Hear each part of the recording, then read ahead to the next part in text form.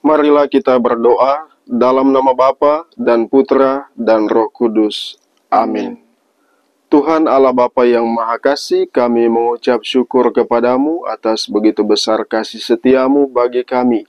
Kami bersyukur bahwa firman-Mu menolong kami sebagai pelita dan terang. Kami mohon semoga kami lewat bimbingan Roh Kudus dituntun kepada terang, kepada kebenaran sejati yang bersumber daripadamu. Dengan pengantaran Kristus, Tuhan dan Juru Selamat kami. Amin. Tuhan bersamamu dan bersama rohmu. Inilah Injil suci menurut Matius. Dimuliakanlah Tuhan. Dengarkanlah suatu perumpamaan yang lain. Adalah seorang tuan tanah membuka kebun anggur dan menanam pagar sekelilingnya. Ia menggali lubang tempat memeras anggur dan mendirikan menara jaga di dalam kebun itu. Kemudian ia menyewakan kebun itu kepada penggarap-penggarap, lalu berangkat ke negeri yang lain. Ketika hampir tiba musim petik, ia menyuruh hamba-hambanya kepada penggarap-penggarap itu untuk menerima hasil yang menjadi bagiannya. Tetapi penggarap-penggarap itu menangkap hamba-hambanya itu. Mereka memukul yang seorang, membunuh yang lain, dan melempari yang lain pula dengan batu. Kemudian tuan itu menyuruh pula hamba-hamba yang lain, lebih banyak daripada yang semula. Tetapi mereka pun diperlakukan sama seperti kawanan-kawanan mereka. Akhirnya ia menyuruh anaknya kepada mereka, katanya, "Anakku akan mereka segani." Tetapi ketika penggarap-penggarap itu melihat anaknya itu, mereka berkata seorang kepada yang lain, "Ia adalah ahli waris, mari kita bunuh dia, supaya warisannya menjadi milik kita." Mereka menangkapnya dan melemparkannya keluar kebun anggur itu, lalu membunuhnya. Maka apabila tuan kebun anggur itu datang, apakah yang akan dilakukannya dengan penggarap-penggarap itu? Kata mereka kepadanya, "Ia akan membinasakan orang-orang jahat itu, dan kebun anggurnya akan disewakannya kepada penggarap-penggarap yang lain, yang akan menyerahkan hasilnya kepadanya pada waktunya."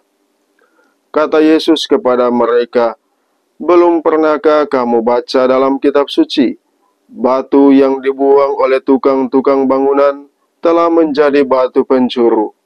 Hal itu terjadi pada pihak Tuhan, suatu perbuatan ajaib di mata kita. Sebab itu aku berkata kepadamu, bahwa kerajaan Allah akan diambil daripadamu, dan akan diberikan kepada suatu bangsa yang akan menghasilkan buah kerajaan itu." Ketika imam-imam kepala dan orang-orang Farisi mendengar perumpamaan-perumpamaan Yesus, mereka mengerti bahwa merekalah yang dimaksudkannya. Dan mereka berusaha untuk menangkap dia, tetapi mereka takut kepada orang banyak, karena orang banyak itu menganggap dia nabi. Demikianlah sabda Tuhan. Terpujilah Kristus. Bapak, Ibu, saudara-saudariku yang terkasih di dalam Tuhan kita Yesus Kristus, di dalam hidup kita tidak cukup bagi kita untuk beriman kepada Tuhan.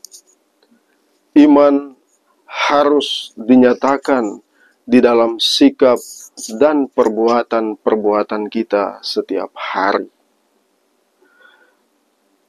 Berbuat baik, hidup di dalam kebenaran, bertindak sesuai dengan kehendak Tuhan di dalam hidup kita. Itulah yang menentukan bagi kita untuk memperoleh kerajaan surga. Kita diajak oleh Tuhan Yesus untuk tidak menjadi penggarap-penggarap kebun anggur yang tidak berusaha bekerja dengan baik, mengelola kebun yang dipercayakan oleh Tuhan.